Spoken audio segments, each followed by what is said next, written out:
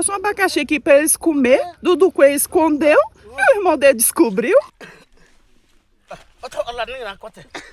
Ele disse, sai pra lá, não tem nada aqui não. Mas o irmão dele já descobriu, né?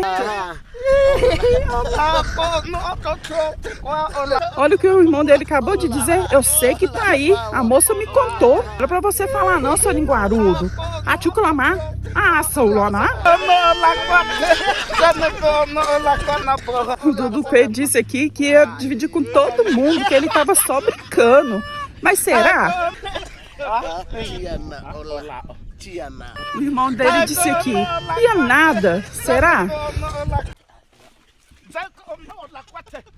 Eita, pega ele, Dudu Coelho, pega! Eita! Ah, já era, agora não pega mais não. Ah, não pega mais não, não pega mais não.